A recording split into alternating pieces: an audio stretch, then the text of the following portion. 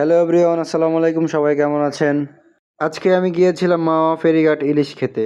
মাওয়ার ইলিশ কতটাই ফেমাস এটা আপনারাই জানেন।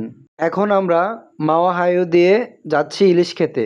এখন আর কিছু ফিল করি বা না করি, গাড়ির স্পিডটা ফিল করতেছি। লেগুনা এখন 150+ স্পিডে চলতেছে। এই যে চলে আসছি মাওয়া ব্রিজের পাশে। দেখতে খুব সুন্দর ছিল, আর আমি আবেগের ছুটে লেগুনায় ঝুলে ঝুলে যাচ্ছি। খুব মজা লাগতেছিল, পিছনে দাঁড়িয়ে দাঁড়িয়ে যাচ্ছিলাম। জীবনের ঝুঁকি নিয়েই ভিডিও করতেছিলাম, বাট চলে আসলাম ইলিশবাড়ি রেস্টুরেন্ট। এখানে ইলিশ সেরা রে ভাই, সেরা। দাম দর করতেছিলাম, অবশেষে মন মতো খুঁজে পেলাম ইলিশ মাছ। খুব সুন্দর ছিল রেস্টুরেন্টটি। এই যে মামা মাছটি খুব সুন্দর করে ছাঁটাই করতেছে। আমরা সেখানে 8 জন গিয়েছিলাম। এখন মামা 8 পিস করবে মাছ।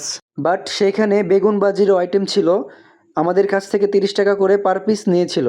মামা এখন ইলিশ মাছ এবং বেগুনকে জাকানাকা করবে।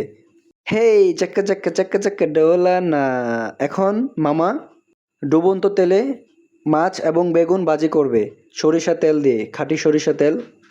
সেরা রে, দেখতেই সেরা লাগতেছে। ডুবন্ত তেলে ভাজি করবে এখন সরিষা তেল দিয়ে। এখন দেখতে থাকেন মামার আপ্যায়ন। সরিষা তেলে গ্রানটা খুব কড়া ছিল, নাকি শুধু বাড়ি দিচ্ছে। এখন দেখতে থাকেন আপনারা। এই যে ইলিশ মাছ তেলে ছাড়ছে।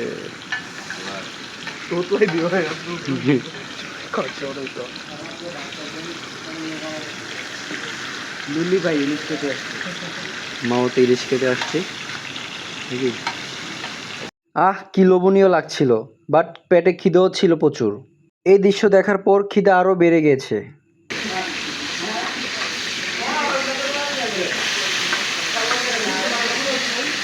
চলে আসলো টেবিলে খাবার। সেই স্বাদ, এত স্বাদ কেন, বিশেষ করে ভর্তাটা। খাওয়া দাওয়া শেষে চলে আসলাম পদ্মার পাড়। জায়গাটি খুব সুন্দর ছিল, এখানেও খুব রেস্টুরেন্ট ছিল এবং আশপাশ থেকে ট্যুরিস্টদের গানের আওয়াজ শোনা যাচ্ছিল।